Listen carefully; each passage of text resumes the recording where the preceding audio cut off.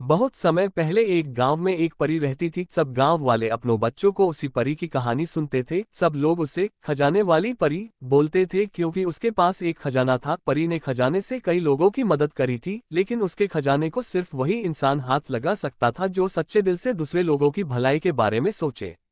एक बार गांव में बहुत सूखा पड़ा, सब खेत सूख गए थे और कुएं खाली हो गए। लोगों के पास खाने के लिए कुछ नहीं बचा। सभी गांव वालों ने मिलकर एक बैठक बुलाई। सबने मिलकर फैसला किया और कहा, हमें खजाने वाली परी की मदद लेनी चाहिए, वह जरूर हमारी समस्या का हल निकालेगी। सबको ये बात पसंद आई और अगले दिन गांव के कुछ लोग परी से मिलने गए।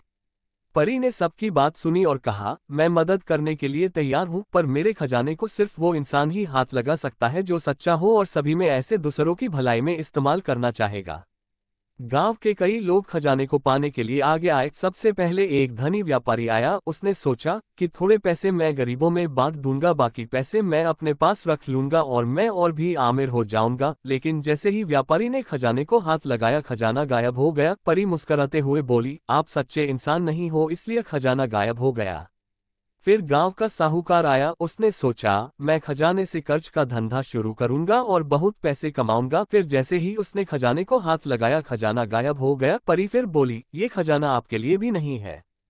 फिर एक गांव की गरीब महिला आई। उसने परी से कहा, मुझे इस खजाने की जरूरत नहीं है, मैं इसका इस्तेमाल लोगों की भलाई के लिए करूंगी। परी ने बोला, तुम खजाने को हाथ लगाओ, खजाना खुद तय करेगा कि तुम उसके लायक हो या नहीं। ये बात सुनकर महिला ने खजाने को हाथ लगाया और खजाना चमकने लगा। खजाने के अंदर से कभी ना खत्म होने वाले पानी के जादुई घड़े और भोजन के भंडार प्रकट हुए। परी ने बोला, तुम सच्ची इंसान हो, तुम इस खजाने का इस्तेमाल कर सकती हो।